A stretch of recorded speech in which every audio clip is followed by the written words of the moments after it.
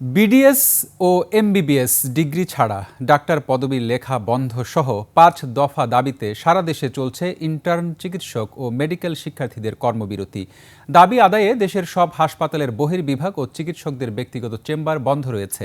অব্যাহত আছে চলমান একাডেমিক শাটডাউনও। এতে চরম ভোগান্তিতে পড়েছেন রোগীরা। প্রতিনিধিদের তথ্য ছবিতে আরও জানাচ্ছেন ইউসুফ হাসান নাইম।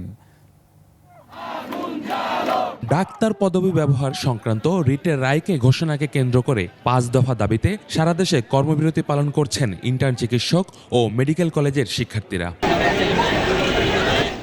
সকাল থেকেই রংপুর মেডিকেল কলেজ হাসপাতালের সামনে ইন্টার্ন চিকিৎসকদের অবস্থান কর্মসূচি চলছে। বিডিএস ও এমবিবিএস ডিগ্রি ছাড়া ডাক্তার পদবি লেখা বন্ধের দাবি জানান আন্দোলনকারীরা। একই দাবিতে কুমিল্লাতেও চলছে কর্মবিরতি। সকালে কুমিল্লা মেডিকেল, সেন্ট্রাল, ময়নামতি ও ইস্টার্ন মেডিকেল কলেজের ডাক্তার ও শিক্ষার্থীরা এতে অংশ নেয়।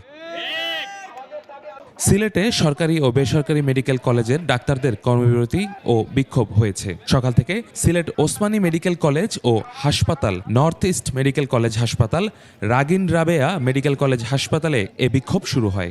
অনতিবিলম্বে সরকারকে দাবি মেনে নেওয়ার আহ্বান জানান তারা।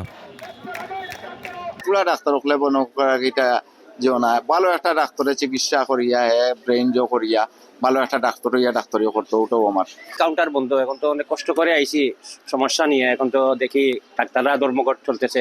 বিভিন্ন ধরনের ডিপ্লোমা ডিগ্রি করে বা ইভেন কিছু আরএমপি ডিগ্রি করেও ডাক্তার পদবি ব্যবহার করে। এটা বাংলাদেশ ছাড়া পৃথিবীর কোনো দেশে এই ধরনের কোনো নজির নাই। আমাদের ছাত্ররা যে আন্দোলন সংগ্রাম চালিয়ে যাচ্ছে, এর দাবি না মানা পর্যন্ত, অর্থাৎ আগামীকালে যে রায়টা হবে আমরা আশা করব আমাদের সরকারের সুবুদ্ধির উদয় হবে।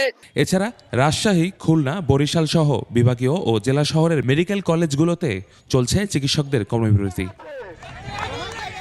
ইউসুফ হাসান নাইম, ২১ টেলিভিশন।